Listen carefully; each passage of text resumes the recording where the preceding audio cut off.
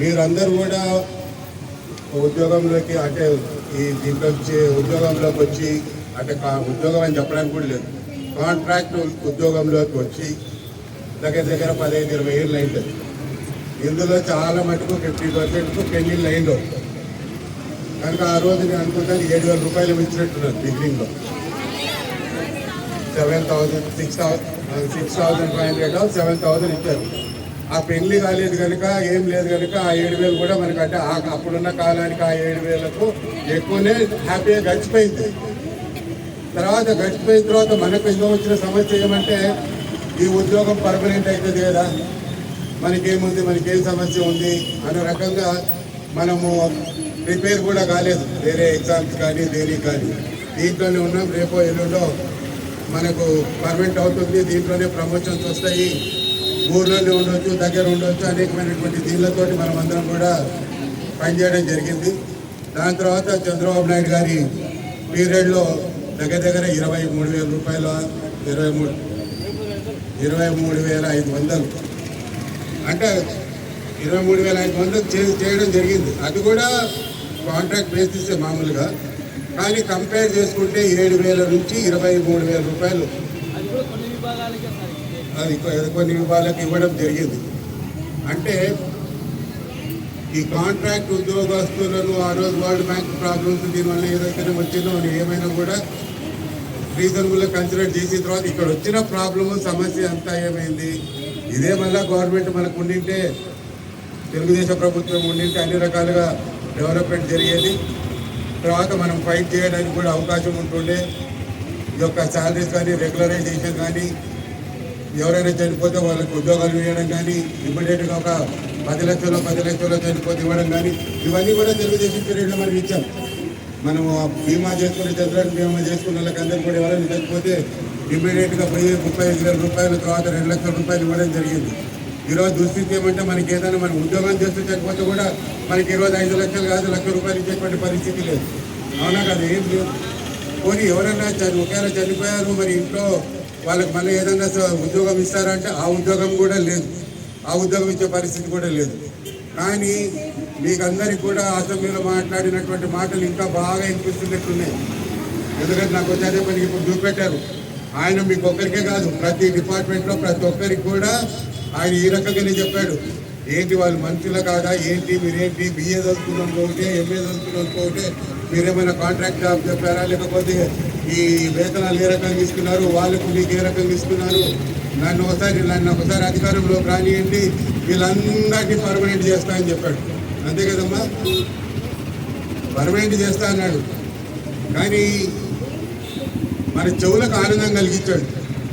దీని ముందర ఒక చిన్న కథ చెప్పాలి, స్టోరీ చెప్పాలి మీకు జగన్మోహన్ రెడ్డి యొక్క మనస్తత్వం గురించి.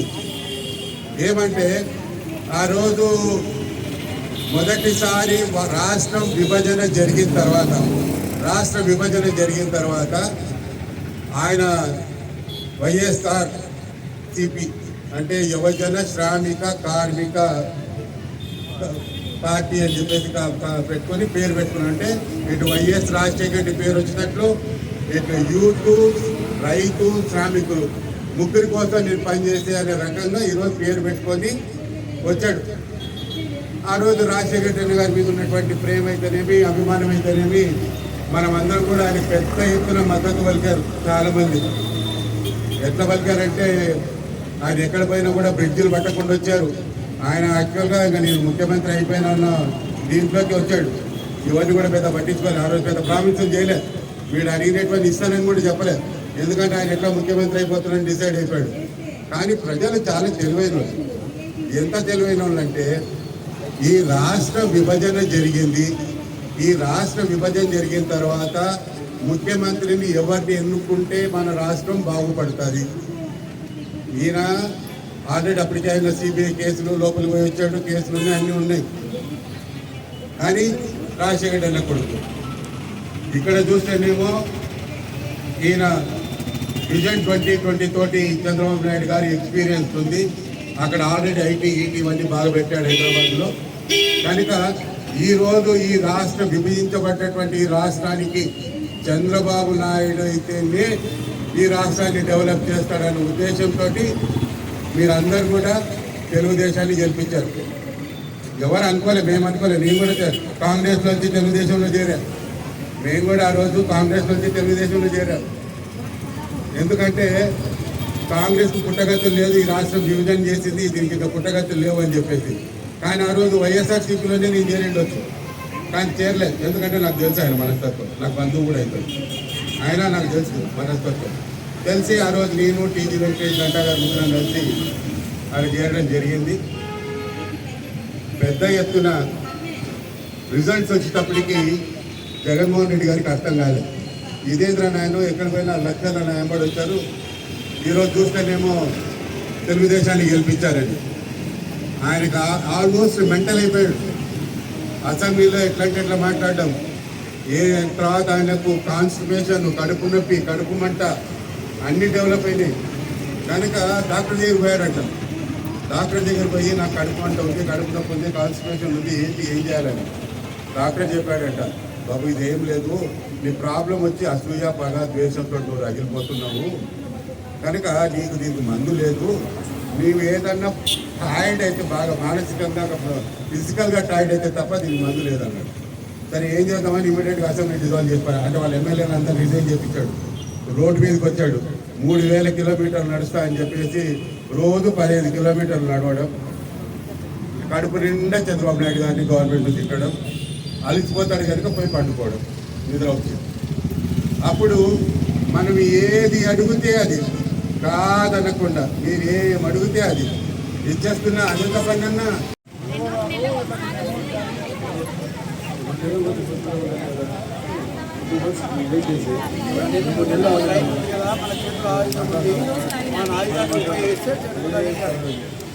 సహకారం ఉండాలి.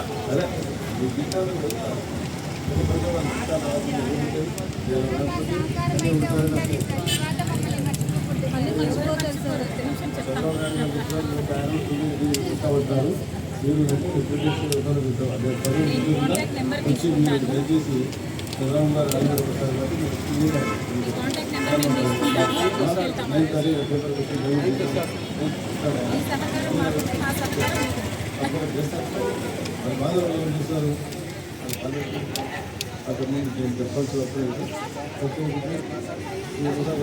సమస్య బాగుంటుంది. ఎక్కువ కుటుంబాన్ని పక్క వాళ్ళు కుట్టారు, ఈ పక్క బాగా పెరగలేదు. చాలా దుర్భరమైన పరిస్థితి ప్రభుత్వం. మళ్ళీ బస్సు యాత్ర వస్తుంది, బస్ యాత్ర వెళ్ళబోయింది. ఇంకొక సమాధానం చెప్పి మధ్యలో బస్ యాత్రలు చెప్పారు కదా, ఈ ప్రోగ్రాం వస్తున్నారు, అందరూ ఇచ్చే వస్తున్నారు, ఈ సమస్య కూడా ఆలోచన చేయాలి కదా. రాష్ట్ర ప్రభుత్వం ఏర్పాటు చేస్తా ఉన్నారు. దయచేసి బిజినెస్ అడగండి. వాళ్ళు వస్తారు, మా బిజినెస్ వస్తున్నారా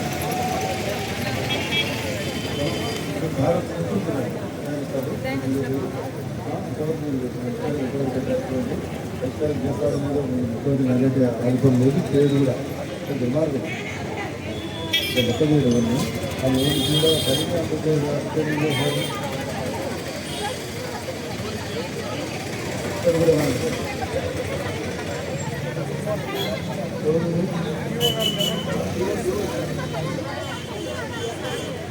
నేను కలెక్టర్ మాట్లాడతాను. కలెక్టర్ అధికారులు కూడా నేను కలెక్టర్ మాట్లాడతాను. అది మరీ అన్యాయం ఉంది. మీ బాధ ఇది ఏదో రిపోర్ట్ ఉంది.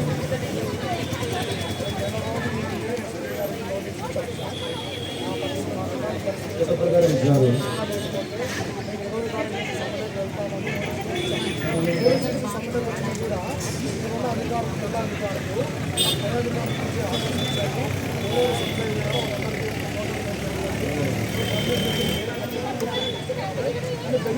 మీ అగ్రిమెంట్లో ఇంకొక పాయింట్ కూడా రైజ్ చేశారు సార్.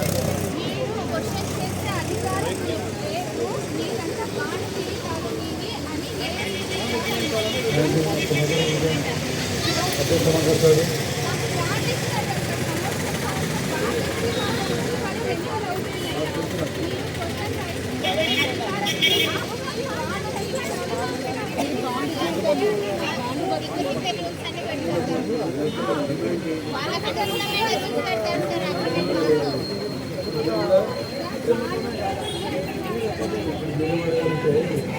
ఇయర్లీ కాకుండా రెన్యువల్ 2 years 5 years ఫ్యూచర్ సంవత్సరం